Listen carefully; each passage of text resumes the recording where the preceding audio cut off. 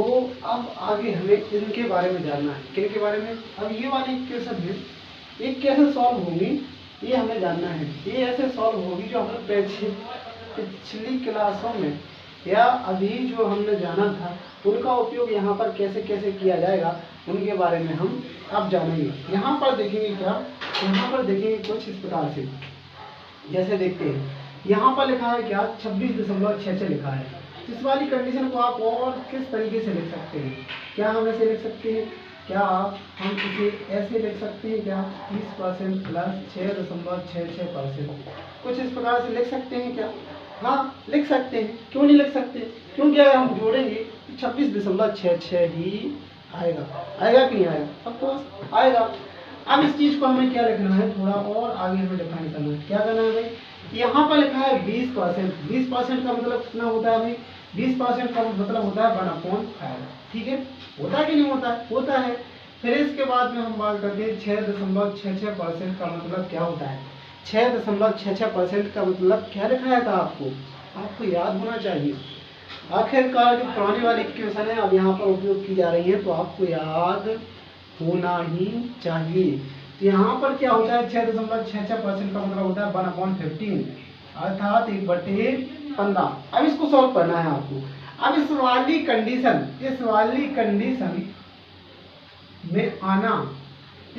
Condition में आना उतना ही सहज है जितना कि आपको पिछले वाले इक्वेशन आना।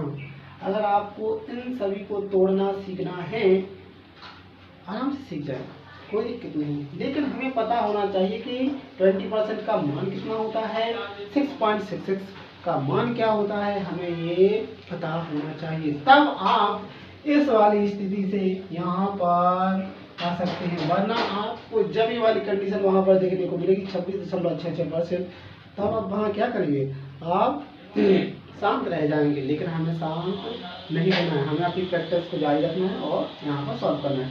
इसको सॉल्व करेंगे तो कितना हुआ, एलसीएम लिया तो 15 आएगा, यहाँ पर आ जाएगा 3, 1 जुड़ जाएगा, यहाँ पर आ जाएगा 15 और यहाँ पर क्या आ जाएगा 3 1 4/15। ये समझ में आया क्या? ये समझ में आया क्या? आया क्या भाई? आया क्या? आना ही चाहिए। क्यों? यहाँ पर एलसीएम लिया तो यहाँ पर 15 करना पड़ेगा तो 3 से गुणा होगा, 3 से नीचे गुणा होगा तो 3 से ऊपर गुणा होगा। भिन्न का यही काम होता है। ऊपर किया तो 3 यहाँ पे आ गया, यहाँ 15 होगा, 15 15 1 से हो गए तो 15 यहाँ पे आ जाएंगे। 1 में यहाँ पर कोई छिड़खानी नहीं करनी है, 3 और 1 4 हो जाएगा, 4/15। ये हमारा उत्तर आएगा किसका भाई? इसका आंसर होगा 4/15। मतलब 26.66% का मान है 4/15। अब बढ़ते हैं हम आगे। यहाँ पे लिखा है 27.5%। अब 27.5% को कैसे तोड़े भाई? तो कुछ इस प्रकार से तोड़ सकते हैं क्या? कुछ इस प्रकार से तोड़ सकते हैं क्या? जी श्रीमान, इसको इस प्रकार से तोड़ना संभव है, क्योंकि हमें पता है 25% का मतलब होता है 1/4। फिर 2.5 को किस प्रकार से निरूपित किया? दो सही 1/2%। ये किसका मान होता था? 40% का। यहाँ पर प्लस का चिन्ह 1/40। तो यहाँ पर हमें दोनों कंडीशन यहाँ पर देखने को मिल रही है। यहाँ पर 1/4 किसका? 25% का, 1/40 है 2.5% का। अभी लिखा एलसीएम लिया तो कितना आ जाएगा? 40 आ जाएगा। आ जाएगा कि नहीं आ जाएगा? आ जाएगा।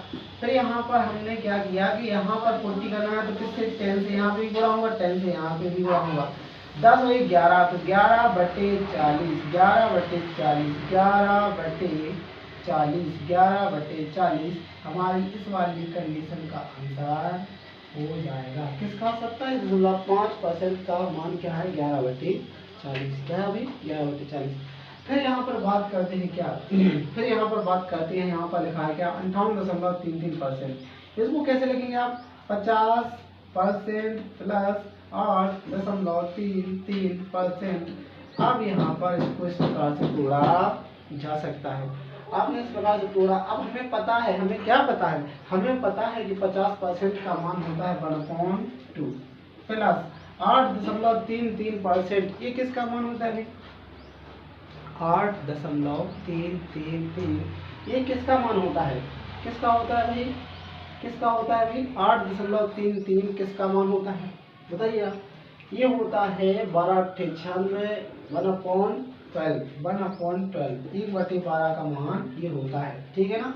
तो यहाँ पर आप क्या करेंगे, हम एलसीएम लिया 12 आ गया, 12 आ गया 6 से गुणा हो, यहाँ पे किया 6 से ऊपर 6 एकम 6 1 7/12 कितना आ जाएगा 7/12 क्या आएगा भाई 7/12 7/12 हमारी इस वाली कंडीशन का आंसर हो जाएगा 7/12। अब यहाँ पर लिखा है 131.25 इसको कैसे तोड़ेंगे आप, इसको कैसे तोड़ेंगे, इसको कैसे तोड़ेंगे। तो एक तरीका तो ये दिख रहा है कि जो 131 लिखा है सीधे ही सीधे 100 में अलग कर दूं, ठीक है 100% अलग हो गया। फिर इसके बाद में क्या करेंगे हम 25% अलग कर देंगे, ठीक है। फिर 6.25% इसे अलग कर देंगे, इसे अलग करना पड़ेगा कुछ इस प्रकार तरीके से। आपको दिखना चाहिए यार कि 100 अलग कर सकते हैं, 100 के बाद अब 31 को कैसे तोड़ेंगे जिसको हमें आसानी से करना पड़े। तो 25% और 6.25%। अब इसको कैसे करेंगे, इसको ऐसे करेंगे 100% की तो 1 हो जाएगी भाई, मान 1 हो जाएगा ना, हो जाएगा, ठीक है। फिर इसके बाद में 25% 1/4 हो जाएगा, ठीक है। अब यहाँ पर 6.25% किसका था, किसका था, ये था 1/24 1/24 का मान था, किसका था भाई 1/24 का मान था। अब इसका एलसीएम लेंगे तो कितना आएगा भाई, कितना आएगा बताइए भी, इसका एलसीएम लेंगे तो कितना आएगा, इसका एलसीएम आएगा शायद 24 का 24 आएगा, 24 एलसीएम आ जाएगा। तो यहाँ पर कितना आ जाएगा 24 प्लस 6 प्लस 1/24 जोड़ देंगे तो 24 6 30 31/34 क्या हम सही कर रहे हैं बताइए, क्या हमने सही किया या गलत किया। इसका जवाब आपको देना है, इसका जवाब आपको देना है कि सही किया गया है या गलत किया गया है, इसका जवाब आपको देना है, ठीक है ना भाई। तो क्या हो गया है, क्या हो गया भाई, क्या हो गया है कि शायद ऐसा लग रहा है कि हमने कहीं पर त्रुटि कर दी। कैसे कैसे कर दी हमने त्रुटि, यहाँ पर 6.25 का मतलब होता है 1/16 कितना होता है 1/16 का मान होता है, 1/24 का मान नहीं होता, ठीक है ना भाई, ठीक है क्या जी। 1/16 यहाँ पर 16 आएगा 1/16, क्योंकि वहाँ तो जब 1/24 की बात करते हैं तो वहाँ मान होता है 4 सही 1/6%। हम यहाँ पर थोड़ी सी मिस्टेक कर रहे थे, ठीक है। अब इसको हम सुधार देंगे, यहाँ पे हमने सुधार दिया, यहाँ हमारा क्या आ जाएगा 16 आ जाएगा एलसीएम, ठीक है ना सर, ओके। और यहाँ पर 16 आ जाएगा, यहाँ पर 4 आ जाएगा प्लस 1 आ जाएगा, 16 और 4 20 और 21/16 21/16 हमारी इस वाली कंडीशन का आंसर बना है, किसका भाई हमारी इस वाली कंडीशन का आंसर ये बना है, ठीक है। फिर यहाँ पर बात करते हैं 133 सही 1/3%। इसको कैसे तोड़ना है, इसको कैसे तोड़ेंगे आप, इसको हम बताते हैं। इसको आप 100 अलग लिख लेंगे प्लस बस सिंपली 33 सही 1/3%, बात खत्म। ऐसे ही तोड़ेंगे ना, ऐसे ही तोड़ेंगे और ऐसे ही तोड़ना पड़ेगा। फिर यहाँ पर क्या हो जाएगा 100 को क्या लिख देंगे आप 1 लिख देंगे, 1 ही लिखना पड़ेगा, प्लस 33 सही 1/3 को आप क्या लिखेंगे 1/3, क्या लिखेंगे भाई 1/3। तो 3 एकम 3 और 1 4, 3 एकम 3 और 1 4/3, 4/3 इस वाली इक्वेशन का हमारा मान आ गया है। अब एक कंडीशन और यहाँ पर देखने को मिली 433.33%। तो इसको कैसे तोड़ेंगे आप, इसको ऐसे तोड़ेंगे कि 400 को हम अलग ही लिख लेंगे, प्लस यहाँ पर लिखा है क्या, यहाँ पर लिखा है क्या 33.33% यहाँ पर ये लिखा है, ठीक है ना। तो यहाँ पर 400% का मान क्या होता है, 400% का मान क्या होता है, 400% का मान होता है 4, ठीक है ना भाई। 400% का मतलब होता है 4।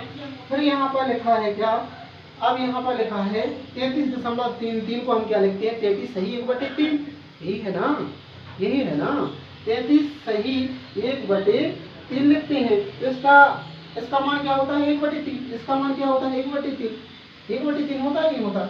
3 चौको 12 और 1 13, 3 चौको 12 और 1 13/3, इसका मान क्या हो जाएगा 13/3, 13/3। इस वाली कंडीशन का मान हमारा होगा 13/3। तो यहाँ पर कभी भी एग्जाम में अगर इस प्रकार से कुछ परसेंटेज के रूप देखने को मिलेंगे तो आपको खामोश नहीं रहना है। आपको क्या नहीं करना है भाई, आपको खामोश नहीं रहना है। क्यों नहीं रहना है, क्योंकि हम यहाँ पर प्रैक्टिस कर चुके हैं। अगर हम प्रैक्टिस कर चुके हैं तो हमें ये आएगा ही आएगा, और आएगा तो हमारी परफॉर्मेंस बहुत अच्छी होगी। अब यहाँ पर हमें देखने को मिल रहा है क्या, 9/8। अब ये वाली कंडीशन तो हमने पढ़ी है, लेकिन इसको और अच्छे से पढ़ेंगे। कैसे, यहाँ पर क्या ये वाली भिन्न अपने आप में संतुलित है क्या, यहाँ पर जो मान लिखा है क्या अपने आप में संतुलित है, नहीं, ये संतुलित नहीं है। क्यों नहीं है, क्योंकि यहाँ पर 9/8 लिखा है। जब भी हम भिन्न के रूप में लिखते हैं तो क्या होता है कि जो अंश का मान होता है हर के मान से हमेशा ही सदैव ही छोटा होता है, तभी हम उसे संतुष्ट या संतुलित भिन्न के रूप में मानते हैं। लेकिन यहाँ पर तो यार अंश का मान हर के मान से अधिक दिख रहा है, अर्थात ये संतुलित नहीं है। इसको संतुलित हम कैसे करेंगे, 8 से भाग लगाएंगे 9 में, तो कितनी बार जा रहा है भाई, 1 बार जा रहा है, 1 बार जा रहा है। तो ये यहाँ पर लिख देंगे और 1 सही 1/8, ये हमारा संतुलित रूप हो गया है मिश्र भिन्न में। लेकिन नहीं, मुझे तो परसेंटेज में लिखना है यार, मुझे ऐसे लिखने ही नहीं है, मुझे ऐसा लिखना नहीं है। तो कैसे लिखेंगे आप, तो मैंने आपको बताया था कि इस चीज को हम कुछ इस प्रकार से लिख सकते हैं। कैसे लिख सकते हैं भाई, इस प्रकार से लिख सकते हैं। ये मैंने आपको पहले बताया था कि नहीं बताया था, नहीं बताया था तो अभी बता दिया, ठीक है ना। हम इस वाली चीज को ऐसे लिख सकते हैं। अब मैंने आपको बताया था कि यहाँ पर एक क्या है, एक क्या है अपने आप में क्या है अभी 100% है। तो यहाँ पर हम क्या लिखेंगे 100% प्लस 1/8 किसका मान होता है, किसका मान होता है भाई 12 सही 1/2% का मान होता है कि नहीं होता है। 1/1/8 किसका मान होता है 12 सही 1/2%। यहाँ पर लिखेंगे 12 सही 1/2%। अब इसको ऐड करेंगे तो कितना हो जाएगा 112 सही 1/2%। ये हमारा उत्तर आ जाएगा, ठीक है ना सर, ठीक है ना सर, यस, ये हमारा उत्तर आ गया। अब यहाँ पर लिखा है क्या लिखा है 11/7। अब यहाँ पर भी संतुलित नहीं है, ये संतुष्ट नहीं है। तो कैसे संतुष्ट करेंगे आप, 7 से भाग लगाएंगे 11 में, कितनी बार जा रहा है 1 बार, शेष कितना बचा 4 बचा, 4 यहाँ पर लिख देंगे 7 नीचे लिख देंगे, ठीक है ना। अब इसको हम क्या करेंगे कुछ इस प्रकार से लिख देंगे, ठीक है भाई, मैंने लिख दिया। अब जो वन है अपने आप में क्या है भाई 100% है, तो यहाँ पर मैंने उसको 100% लिख दिया। अब यहाँ पर एक इक्वेशन आपको शुरू में बताई हो, तभी से प्रैक्टिस चलती आ रही है। 1.7 का मान कितना होता है 14 सही 2/7%। यहाँ पर लिखा है 4/7 का मान। अब आपको भूलना नहीं है महोदय, 14 चौको 56, 4 दूना 8, 7 एकम 7, 56 और 2 58, 58 सही 1/7। ये आपको दिमाग में चलाना पड़ेगा। अगर आपने नहीं चलाया ना तो आप यहीं से रुक जाएंगे, लेकिन हमें रुकना नहीं है। तो यहाँ पर कितना हो जाएगा 158 सही 1/7%। कितना हो जाएगा 158 सही 1/7%। ठीक है ना भाई, ठीक है ना भाई, ओके, ठीक है। ये कंडीशन यहाँ हमारी बनेगी। अब यहाँ पर क्या देखने को मिल रहा है, इस पर थोड़ी चर्चा करेंगे। यहाँ पर देखने को मिल रहा है हमें 1/3 का यहाँ पर पॉइंट में वैल्यू लिखिए 0.333 यहाँ पर लिखा गया है, जो कि अनंत होता है। ओके, यहाँ पर लिखा है 1/6। 1/6 का मान यहाँ पर पॉइंट में क्या लिखा है 0.1666 ... यहाँ पर ये लिखा है। अब मैंने ऐसा क्यों लिखा? मैंने इसलिए लिखा है कि 1/3 की वैल्यू जब आप परसेंटेज के रूप में लिखते हैं तो क्या आती है भाई? क्या आती है? 33.3% यहाँ पर हमें देखने को मिलता है। ठीक है, लेकिन नहीं, मुझे पॉइंट वैल्यू चाहिए। मुझे क्या करना है? यहाँ पर 33 मुझे ऐसा नहीं चाहिए, मुझे सही बटे भिन्न में नहीं चाहिए, मुझे पॉइंट में चाहिए। तो आप पॉइंट में क्या करेंगे? कुछ नहीं करेंगे। आप क्या नहीं करेंगे भाई? आप कुछ नहीं करेंगे। क्यों नहीं करेंगे आप कुछ? क्योंकि आपको कुछ करना ही नहीं है। मैंने आपको बताया था कि यहाँ पर 33 + 1/3% ऐसा लिख सकते हैं। तो ऐसा लिखा जा सकता है, तो यहाँ पर 1/3% की वैल्यू क्या होती है? 0.33 होता है। ठीक है ना? तो यहाँ पर हम क्या लिखेंगे? बस हमें कुछ नहीं करना, हमें कुछ नहीं करना। हमें कुछ क्यों नहीं करना? हमें कुछ करना ही नहीं है। 1/3 की वैल्यू हम यहाँ पर 33% प्लस यहाँ पर आ जाएगा क्या? यहाँ पर आ जाएगा क्या? 0.33%। इनको जोड़ेंगे तो क्या आ जाएगा? 33.33% हमारा उत्तर आ जाएगा। किस वाली कंडीशन का? इस वाली कंडीशन का पॉइंट के रूप में हम इस प्रकार से लिख सकते हैं। इसी प्रकार से यहाँ पर लिखा है 1/24। क्या लिखा है? 1/24। अब इसको हम कैसे निरूपित करेंगे? तो हमने आपको बताया था इसका मान क्या होता है? 4 सही 1/6%। ये होता है कि नहीं होता है? बस हमें इसे तोड़ना है। तोड़ दिया रे दादा। कैसे तोड़ दिया? 4% + 1/6%। इसको मैंने तोड़ दिया भाई, तोड़ दिया। अब यहाँ पर लिखा है क्या? यहाँ पर 1/6% लिखा है। इसका मान यहाँ पर देखने को मिला 0.1666। यहाँ पर आप क्या करेंगे? 4% + 0.166%। ठीक है ना? अब इसको ऐड कर देंगे तो बस 4.166% आपका उत्तर पॉइंट में परसेंटेज के रूप में इस वाली कंडीशन का देखने को मिल रहा है। या फिर ये वाली कंडीशन आपको देखने को मिलेगी। तो यहाँ तक कैसे आना है? जस्ट रिवर्स करना है आपको। क्या करना है? Just reverse. ये वाली कंडीशन दिखाई, सेम वही वाली कंडीशन। कैसी है? वही वाली है। अब यहाँ पर दिख रहा है क्या? 1/7। वही ऊपर से अब वही चलते आ रहे हैं। 2/7, 1/8, 1/2, 1/9, 1/11। ये सारी की सारी कंडीशन पिछली वाली कंडीशन से सेम टू सेम मैच करती हैं। हालांकि आंकड़े बदले हुए। आंकड़े कैसे हैं भाई? बदले हुए। आंकड़े का उपयोग यहाँ पे कैसे होगा मैं आपको बताता हूँ। यहाँ पर लिखा है क्या? 1/7 का मान आपको सबको याद है 14 सही 2/7% होता है। लेकिन हमें मिश्र भिन्न में इसका आंसर नहीं चाहिए। इस परसेंटेज वैल्यू का मान हमें मिश्र भिन्न के रूप में नहीं चाहिए, हमें चाहिए पॉइंट के रूप में। पॉइंट के रूप में चाहिए तो हमने सीधा सीधा तोड़ दिया था 14 + 2/7%। इसको परसेंट लगाना पड़ेगा क्योंकि प्लस में। ठीक है ना भाई? अब यहाँ पर लिखा है 1/7 का मान क्या रखा है भाई? 1.14। लेकिन हमें यहाँ पर चाहिए 2/7 का। यहाँ 2/7 का आपको यहाँ पर ये वाली कंडीशन याद थी। जस्ट यहाँ पर क्या करना था? जहाँ पर अंश है वहाँ पर केवल 2 का मल्टीप्लाई करेंगे और सीधा जब यहाँ पर 2 का मल्टीप्लाई करेंगे तो हमें आगे वाली वैल्यू में भी 2 से मल्टीप्लाई करना पड़ेगा। यहाँ पर क्या मल्टीप्लाई किया तो 0.28 हो गया। इसी प्रकार से हम यहाँ पर मान रख देंगे तो यहाँ पर मान क्या हो जाएगा? 14% प्लस 0.28%। बस इसको याद कर देना है यार, कुछ नहीं करना। क्या नहीं करना?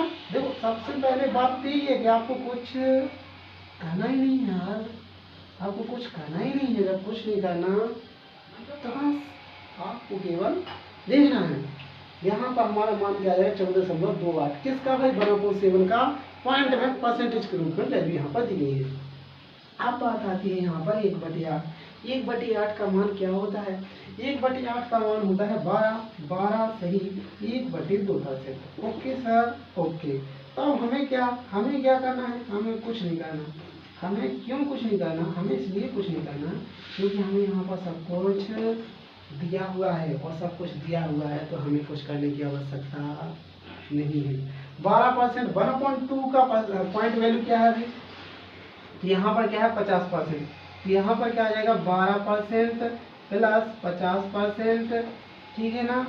ठीक है ना भाई? ठीक है, ठीक है, ठीक है क्या? नहीं, कहीं पे तो गलत है महोदय। कहाँ गलत कर दिए हो? कहाँ पे गलत कर दिए भाई? यहाँ कहाँ गलत होगा बा?